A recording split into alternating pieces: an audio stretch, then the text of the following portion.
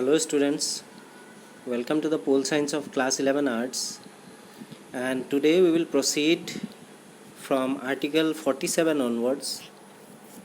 Last class we had completed up to article number 46, which promotes the educational and economic interests of scheduled caste, scheduled tribes and other section. So today we will proceed from article number 47 under part 4a, which is for directive principles of state policy, DPSP. So let us proceed then. Under article 47, the duty of the state to raise the level of nutrition and the standard of living and to improve public health.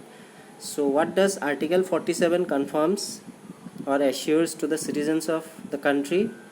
Firstly, it ensures the citizen of the country that it will raise the level of nutrition.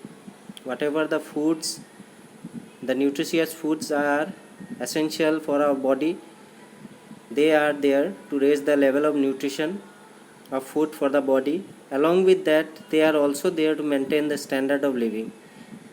That means whatever the standard of living is required for the general citizens in our country, they are there to look after that also.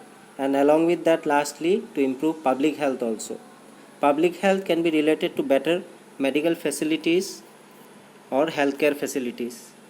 So this article 47 ensures citizens with the three following heads, starting from to raise the level of nutrition, after that to raise the level of standard of living, and lastly to improve public health. After that, article 48 ensures that organization of agriculture and animal husbandry should be improved, or they will look after the organization that is related to the agriculture sector and along with that animal husbandry also. Clear? After that comes article 48A, according to which protection and improvement of environment and safeguarding of forests and wildlife is included under article 48A. Clear? Under article 48, it looks after the organizations related to agriculture and animal husbandry, and article 48A ensures or look after the protection and improvement of environment and safeguarding of forests and wildlife. So these two things are similar, related to article 48 and 48A, where the former is looking after the development of agriculture and animal husbandry, whereas 48A is looking after the protection and improvement of environment and safeguarding of forests and wildlife.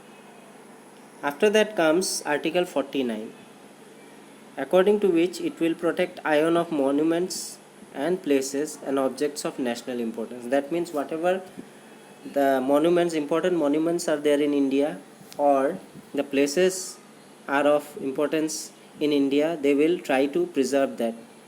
And many of the places are looked after by the Archaeological Survey of India.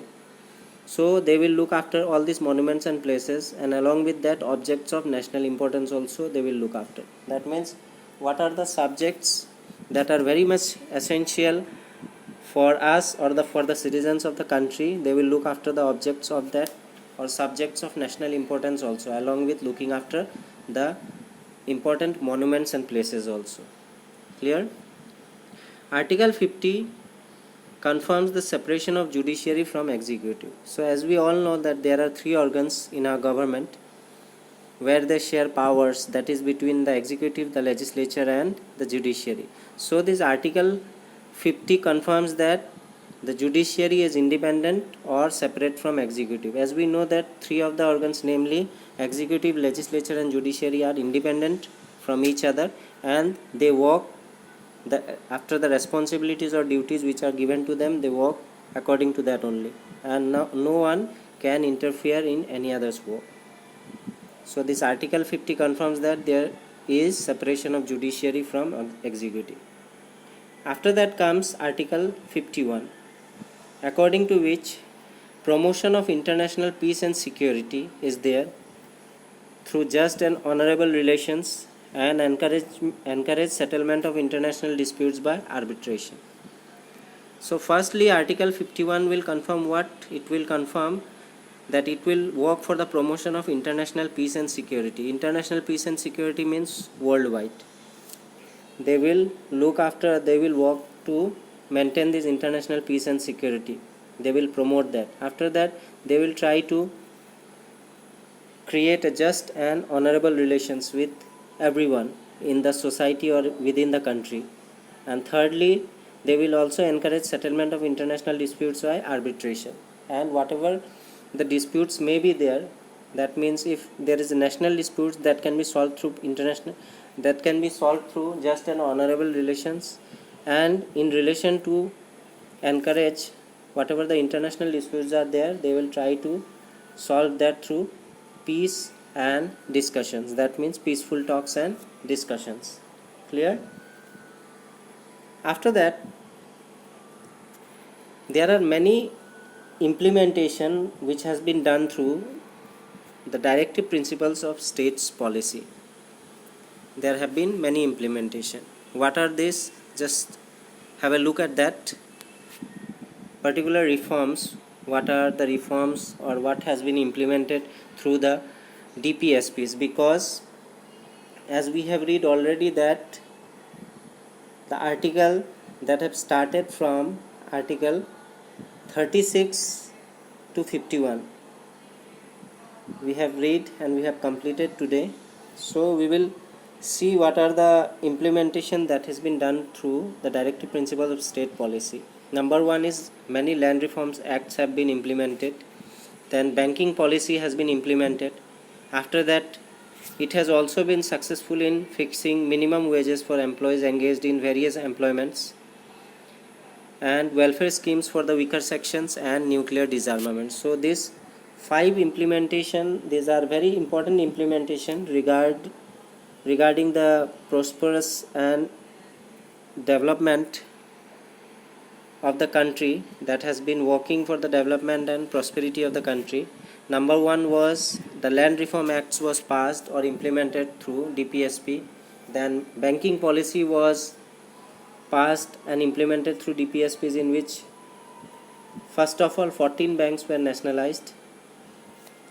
And after that, a minimum wages for employees engaged in various employments in private or be it government. So various fixed wages where minimum wages were fixed, so that it was fixed for both rural and urban areas, so that a person earning should get a minimum fixed wage, so that he or she could run his or her house easily. For that, a minimum wage was fixed by the government, and that was done through the DPSP, directive principles of state policy. After that, many welfare schemes were also introduced for the weaker sections.